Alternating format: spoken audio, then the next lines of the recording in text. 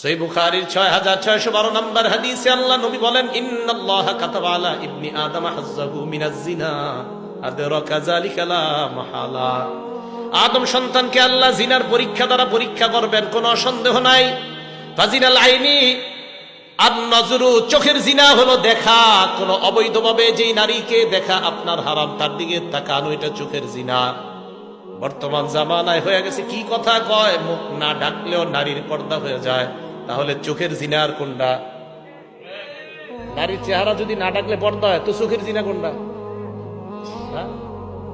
এরপর আপনি আপনার ছেলেকে বিয়ে করানোর জন্য একটা মেয়েকে দেখতে যান, মেয়ের বাড়িতে নাকি রাস্তায়? সবাই বলেন বাড়িতে না রাস্তায়? কেন বাড়িতে যাবেন? এখন তো সহজ হয়ে গেছে, মুখ যেহেতু খোলা রাখার কোনো ব্যাপার না, চা দোকানের সামনে দেখলেই তো হয়। দেখে নেবেন চা দোকানের সামনে, কলেজে বাইরে দেখবেন শেষ। হ্যাঁ, টাকাও বাঁচবো, এই তো সুন্দর কথা। কয় টাকাও বাঁচবো, সুন্দর কথা। আব্বারে বলবে, আব্বা চা স্টলের সামনে দেখছি। তাহলে বলেন মুখ ঢাকতে হবে কিনা?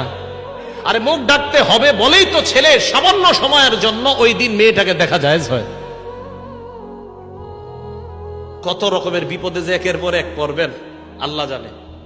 তো দেখেন এইগুলো এটা। এরপরে রাসূল সাল্লাল্লাহু আলাইহি সাল্লাম বলেন, ওয়াজিনাল লিসান আল মানতিক, মুখের জিনা হলো কথা বলা। যেই নারীর সাথে দেখা দেওয়া হারাম, ওই নারীর সাথে সরাসরি কথা বলাও হারাম, মোবাইলে কথা বলাও হারাম। এই কিভাবে কথা বলা হারাম?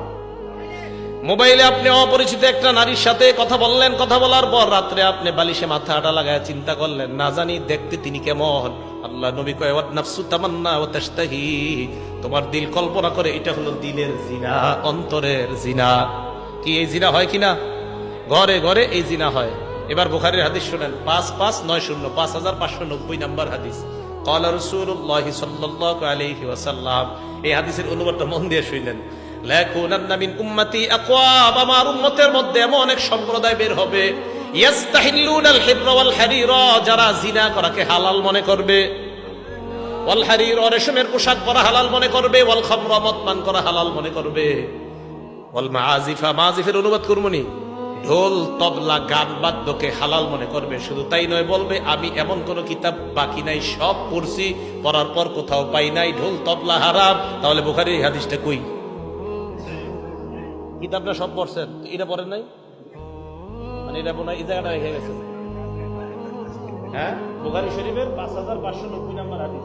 বুখারী শরীফ 5590 নম্বর হাদিস বাংলা আছে, থাকলে এই জায়গাটা গান বাদ্য ঢোল তবলা হারাম। তো সম্ভবত হযরত এই জায়গাটা পড়ে নাই। হ্যাঁ, তো বলে যে সব পড়ছেন, তো এই জায়গাটা আপনি পড়েন নাই, কি করছে? আচ্ছা, যাই হোক। তাহলে যখন নাকি কেউ বলে যে গান বাদ্য হারাম, এটা হুজুররা কোথায় পাইছে, এই কথা বলার পরে নবীজির কথার উপর আমাদের ঈমান বেড়ে যায়, কারণ আমাদের নবীজি বলছে একটা সময় মানুষ গান বাদ্যকে হালাল মনে করবে। তাহলে এইগুলা কি ভবিষ্যতে হবে না চলতেছে? চলতেছে। আল্লাহ বুঝার তৌফিক দান করেন।